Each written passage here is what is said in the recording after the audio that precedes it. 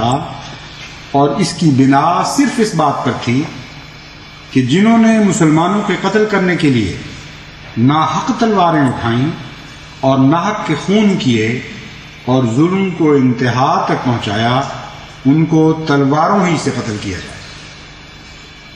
یہ ہے خلاصہ اس قرآنی تعلیم کا جس کا ذکر اس آیت کریمہ میں ملتا ہے جس کی میں نے خطبے سے پہلے تلاوت کی تھی۔ کوئی عالم دین ہے آج جو ان باتوں میں سے کوئی غلط ثابت کر کے دکھائے؟ کہاں اعتراض کا محل ہے، کہاں گنجائش ہے؟ ایک جھوٹی، ایک فرضی بات حضرت مسیح موعود علیہ الصلوۃ والسلام کی طرف منسوب کر کے دیدہ دانستہ، خود پڑھا ہوا ہے ان کتابوں کو، ان سے یہ سارے پہلو چھپاتے ہیں اور یہ ظاہر کرتے ہیں کہ حضرت مسیح موعود علیہ الصلوۃ والسلام کو انگریز نے جہاد کی تنسیخ کے لیے کھڑا کیا تھا، اور اگر یہ نہ کھڑے ہوتے تو انگریز مارا جاتا، سارے مسلمانوں نے تباہ کر کے رکھ دینا تھا سلطنت انگریزیہ کو اگر حضرت مسیح موعود علیہ الصلوۃ والسلام منع نہ فرما دیتے۔ اب ان علماء کا حال سنیے جو یہ الزام آج لگا رہے ہیں بڑھ بڑھ کر، اور اس وقت خفیہ باتیں مسلمانوں میں یہ پھیلایا کرتے تھے، اس میں کوئی شک نہیں، لیکن جہاں تک دنیا کے سامنے باتوں کا تعلق ہے وہ کچھ اور کہا کرتے تھے۔ جہاں تک انگریزی حکومت کو اپنے عقائد سے آگاہ کرنے کا تعلق ہے، ان کی زبان بالکل مختلف تھی، ان کے عقائد بالکل کچھ اور نظر آتے ہیں۔ مولوی محمد حسین صاحب بٹالوی جو سب سے بڑے دشمن حضرت مسیح موعود علیہ الصلوۃ والسلام کے اور جہاد کے معاملے میں معترض، آپ لکھتے ہیں اشاعت السنہ جلد 9 صفحہ 10 پر ہے درج ہے، مفسدہ 1857 میں جو مسلمان شریک ہوئے تھے وہ سخت گناہ گار اور بحکم قرآن و حدیث وہ مفسد و باغی بد کردار تھے۔ پھر فرماتے ہیں اس گورنمنٹ سے لڑنا یا ان سے لڑنے والوں کی خواہ ان کے بھائی مسلمان کیوں نہ ہو، کسی نوع سے مدد کرنا صریح غدر اور حرام ہے۔ اشاعت السنہ جلد 9 صفحہ 10۔ پھر اپنی کتاب الاقتصاد فی مسائل جہاد کے صفحہ 16 پر رقم تراز ہیں، ان دلائل سے صاف ثابت ہوتا ہے کہ ملک ہندوستان باوجودی کے عیسائی سلطنت کے قبضے میں ہے، دارالاسلام ہے، اس پر کسی بادشاہ کو عرب کا ہو خواہ عجم کا، مہدی سودانی ہو یا حضرت سلطان شاہ ایرانی، خواہ امیر خراسان ہو، مذہبی لڑائی و چڑھائی کرنا ہرگز جائز نہیں۔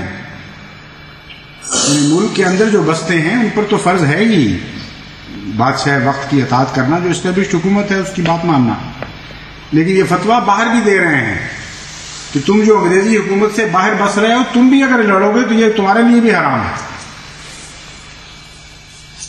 پھر فرماتے ہیں اہل اسلام کو ہندوستان کے لیے گورنمنٹ انگریزی کی مخالفت و بغاوت حرام ہے۔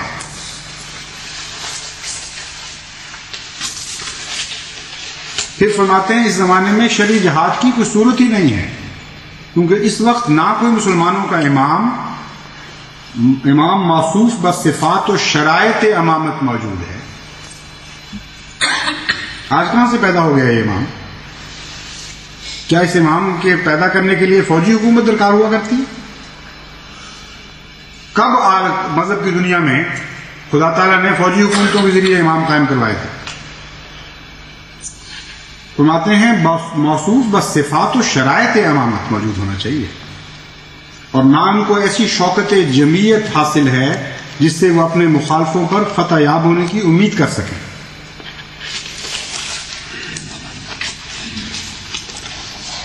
سر سید احمد خان صاحب فرماتے ہیں 1857 کے غدر میں جو لوگ شریک ہوئے ان کے متعلق فرمایا کہ وہ ان لوگوں نے حرام زدگی کی اور کوئی بھی ان کا اسلام سے تعلق نہیں۔ اعلی حضرت سید احمد رضا خان صاحب بریلوی، امام اہل سنت بریلوی فرقہ، فرماتے ہیں ہندوستان دارالاسلام ہے، اسے دارالحرب کہنا ہرگز صحیح نہیں۔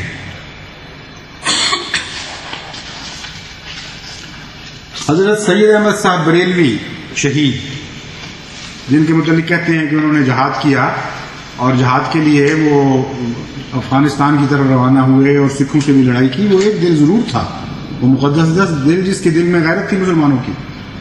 لیکن جہاں تک انگریزی حکومت کا تعلق ہے، آپ کے سوانح نگار سوانح احمدی کلام کے صفحہ 71 پر لکھتے ہیں، سرکار انگریزی کو گو منکر اسلام ہے. فرماتے ہیں یہ ہوا یہ واقعہ کہ حضرت سید احمد صاحب بریلوی رحمۃ اللہ علیہ مجدد 13ویں صدی سے متعلق مولانا محمد جعفر صاحب تھانیسری نے یہ بات لکھی ہے کہ ایک سائل نے یہ سوال کیا کہ آپ انگریزوں سے جو دین اسلام کے منکر اور اس ملک کے حاکم ہیں، جہاد کر کے ملک ہندوستان کیوں نہیں لے لیتے؟ آپ نے فرمایا سرکار انگریزی گو منکر اسلام ہے مگر مسلمانوں پر ظلم اور تعدی نہیں کرتی اور نہ ان کو فرض مذہبی اور عبادت لازمی سے روکتی ہے. ہم ان کے ملک میں علانیہ آواز کہتے ہیں اور ترویج مذہب کرتے ہیں، وہ کبھی مانے اور مزاحم نہیں ہوتی. ہمارا اصل کام اشاعت توحید الہی اور احیاء سنن سید المرسلین ہے، سو وہ بلا روک ٹوک اس ملک میں ہم کرتے ہیں. پھر ہم سرکار انگریزی پر کس سبب سے جہاد کریں اور خلاف اصول اسلام طرفین کا خون بلا سبب گراویں؟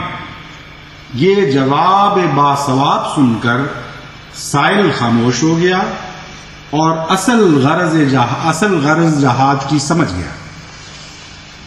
مگر ان علماء کو جو آج بول رہے ہیں احمدیت کے خلاف، ان کو آج تک سمجھ نہیں آئی.